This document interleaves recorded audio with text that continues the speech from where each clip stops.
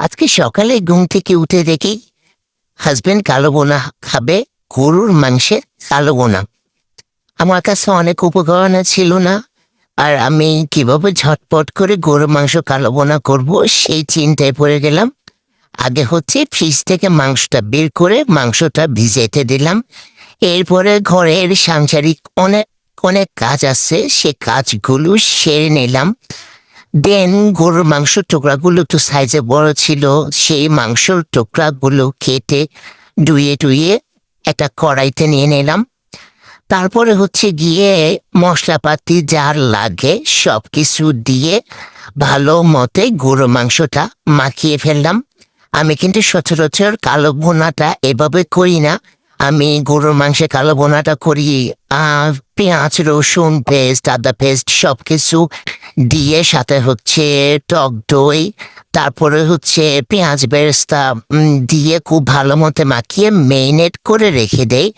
তো এখন যেহেতু মেরিনেট করার কোনো সময়টা নাই, তো গিয়ে আমি ঝটপট শুধুমাত্র মশলাপাতি যা আছে তা দিয়ে মেখে হালকা একটু হাত ধোয়ার পানি দিয়ে জাস্ট আমি চুলায় বসাই দিলাম। তো এখন প্রায় বলক চলে আসছে।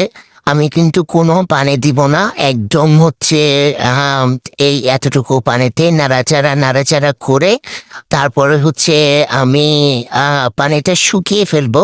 আর পানিটা শুকাতে শুকাতে তো অলমোস্ট মাংসটা সিদ্ধ হয়ে যাবে। তো ইদানিং কিন্তু আমাদের আমরা সবাই জানি রং ভিডিওতে খুব ভালো একটা ভিউজ হচ্ছে। তারপরে গিয়ে সেই জন্য এখন একটু লং ভিডিও ছাড়লে খুব ভালো ছোট্ট একটা টিপস দিয়ে দিলাম। তো আমার কাছে কিন্তু টক দই ছিল না, তো এই টক দইটা না থাকলে ঘরে কিভাবে ঝটপট আমরা টক দই করে নেব তারও একটা টিপস দিয়ে দিচ্ছি। আমি এখানে দুধ চা চামচ মতো গোড়া দুধ নিয়ে নিলাম, আর একটু হালকা পানি দিয়ে গুলিয়ে দেন একটু ভিনেগার দিয়ে দিলাম।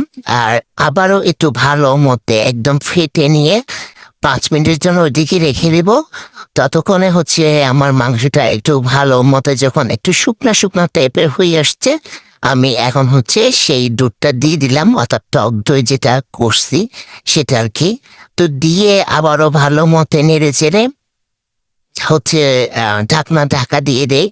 তারপরে গিয়ে আমরা সবাই জানি কালো বোনাটা করতে একটু টাইম লাগে, আর অনেকক্ষণ নাড়াচাড়া করে কিন্তু একেবারে কালো বোনার একটা পর্যায়ে নিয়ে আসতে হয়। তো আমার যেহেতু হাতে সময় ছিল না, আমি এইভাবে পর্যায়ক্রমে আমার মশলাগুলো আমি দেওয়া স্টার্ট করলাম। তারপরে ভালো মতো একটু নাড়তে চাড়তে লাগলাম। তো অ্যাকচুয়ালি গরম ভাতের সাথে, তারপরে পরোটা বা বাবুরখানি বা রুটি যে কোনো কিছুর সাথে কিন্তু এই মাংসের কালো বোনাটা খুব জমে যায়। তো এখন গরুর মাংসে কালো বোনা একটা মশলা, সেটা আমি দিয়ে আবারও খুব ভালো মতে নেড়ে চেড়ে নিলাম। হাজবেন্ডের আবদার বলে কথা, তার আবদার পূরণ করতে আমার যা যা উপকরণ ছিল আমি একদম তা দিয়েই কিন্তু আজকে ঘরোয়াভাবে গরুর মাংসের কালো বোনাটা করে ফেললাম। আর সকালে যেহেতু ও বলছিল যে গরুর মাংস কালো বোনা খাবে, তো আমি সেই প্রসেসটা করতে করতে ও কিন্তু বাইরে গিয়ে বাবরখানে নিয়ে আসছে। তো বাবরখানে দিয়ে ও গরুর মাংসের কালো বোনা খাবে। তো আমি যেহেতু পেঁয়াজ বেরেস্তা দিয়ে যেহেতু সবকিছুতে আমি মেরিনেট করে রাখি নাই, তো আমার পেঁয়াজ বেরেস্তাটা তো পরে নাই, তেলটা পরে নাই।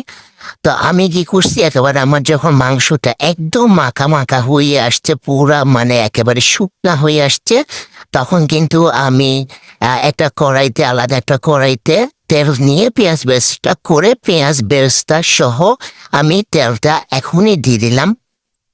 দিয়ে আমি খুব ভালো মতে নেড়ে চেড়ে একেবারে খুব ঘন ঘন নেড়ে চেড়ে একেবারে গরুর মাংসের কালো বোনা পর্যায়ে নিয়ে আসলাম। এবার দেখেন অনেকটা কিন্তু একদম মানে ভোনা ভোনা টাইপের হয়ে গেছে, একটু কালো কালো হয়ে আসছে। একদম আর কিছুক্ষণ 10 মিনিট মতো রাখলে এটা কিন্তু একদম পুরা পারফেক্ট কালো বোনা হয়ে যাবে। এই যে দেখেন কত লোভনীয়, গরম গরম ভাতের সাথে যেমন খেতে অসাধারণ লাগবে, তেমনই হচ্ছে আজকে যেহেতু হাজবেন্ড বাবর খানি নিয়ে আসতে, তার সাথে কিন্তু অসাধারণ। আর আমার মায়ের বাড়ি থেকে কিন্তু রুটি পাঠিয়েছে, এবার রুটি দিয়ে বা বাবর খানি দিয়ে বা গরম ভাতের সাথে আমরা কিন্তু দারুণভাবে খেতে পারবো। আর এতক্ষণ ধৈর্য সহকারে যারা দেখছেন তাদেরকে জানাই আমার মন থেকে অনেক